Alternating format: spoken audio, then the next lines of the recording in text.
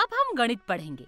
गणितीय तर्क या गणितीय तर्क का सिद्धांत गणित का एक हिस्सा है जहां हम दिए गए कथन के सत्य मूल्यों को निर्धारित करते हैं। ये तर्कपूर्ण कथन जेईई जैसी अधिकांश प्रतियोगी परीक्षाओं में आम होते हैं और प्रश्न हल करने में बेहद आसान और मजेदार होते हैं। वास्तविक अभाज्य संख्याओं का योग हमेशा सम संख्या होता है। दिया गया कथन या तो सत्य या गलत हो सकता है, क्योंकि दो अभाज्य संख्याओं का योग या तो एक सम संख्या या एक विषम संख्या हो सकता है। ऐसा कथन गणितीय रूप से तर्क के लिए स्वीकार्य नहीं है, क्योंकि ये वाक्य अस्पष्ट है। इस प्रकार एक वाक्य गणितीय रूप से केवल तभी स्वीकार्य होता है जब वो या तो सत्य हो या गलत, लेकिन एक ही समय में दोनों नहीं। इसलिए गणितज्ञ के तर्क के लिए आवश्यक मूल इकाई एक कथन है।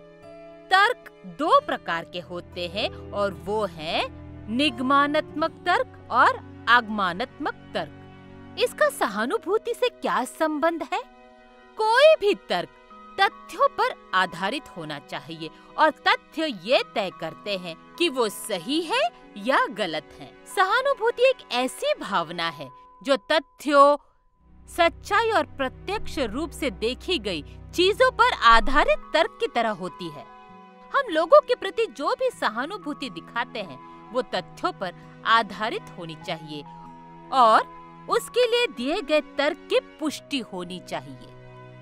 इसका सीधा सा अर्थ ये है कि सहानुभूति केवल तभी दिखाई या प्रयोग की जानी चाहिए जब सहानुभूति दिखाने की आवश्यकता उचित हो। गणितीय तर्क में देखने के लिए केवल दो बिंदु हैं, सही या नहीं। उस गणितीय तर्क के साथ यदि हम परिशुद्धता का प्रयोग करने और सहानुभूति की अभिव्यक्ति का निर्णय लेने में सक्षम है तो अधिकांश लोगों को लाभ होगा। अब आप नीचे दिए गए प्रश्नों का उत्तर दे सकते हैं। धन्यवाद।